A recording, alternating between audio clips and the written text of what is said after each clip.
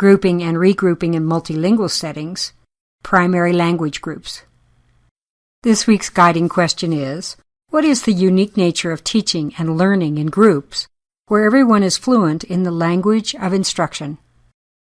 In L1 grouping, students are grouped homogeneously by primary language: native English speakers in English, Russian speakers in Russian, Spanish speakers in Spanish, etc. In all English programs, there may be no existing L1 groups for multilingual learners, but the opportunity to continue conceptual development through the home language is still important and can be supported and nourished, both by what you do in the classroom and how you connect with the community.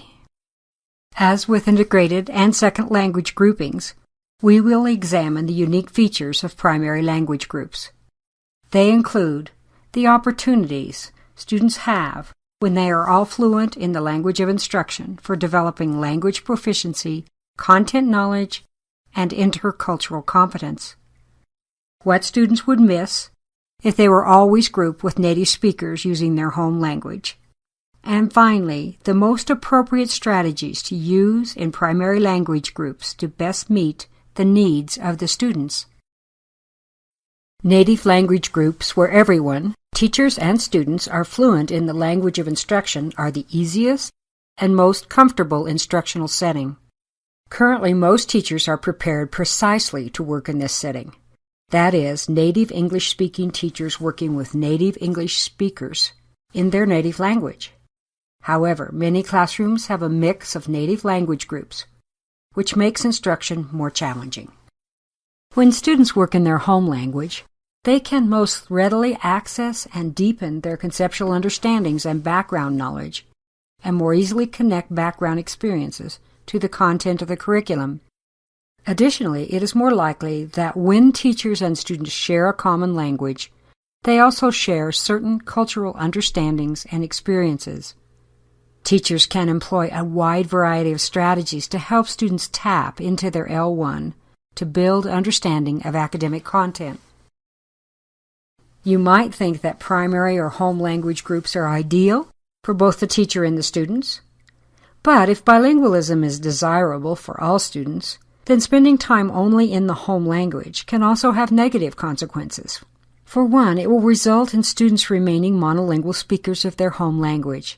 This is the case for most native English speakers in the U.S., who typically do not receive opportunities on a regular basis to be exposed to or become fluent in a language other than English. In addition, if students are always working in their first or home language with other first language speakers, they likely won't have many opportunities to interact with and learn from students who come from different cultural backgrounds.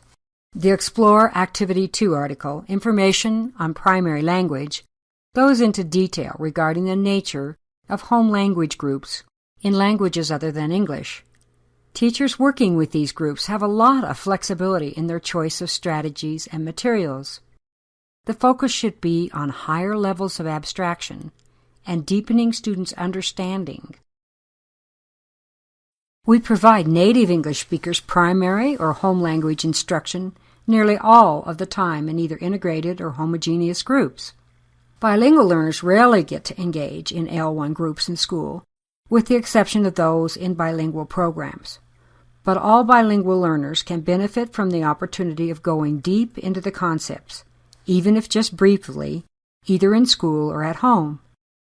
Native language grouping for languages other than English is possible by creative planning and will increase students' potential for academic success. Creating a home language opportunity can be as simple as allowing students to turn and talk in their home language in integrated group discussions. Small group activities could be conducted by a parent, older students, or community volunteers in the classrooms. This could be reading stories aloud or sharing information about the topic of instruction. Many school districts have what are often called native language tutors, especially at the secondary level, to help students with their content studies. It is important that they know their job is conceptual development and not just getting a homework assignment completed. Another way to support primary language conceptual development is to have resources in languages other than English in your classroom. Resources are available even if you don't speak the languages of your students.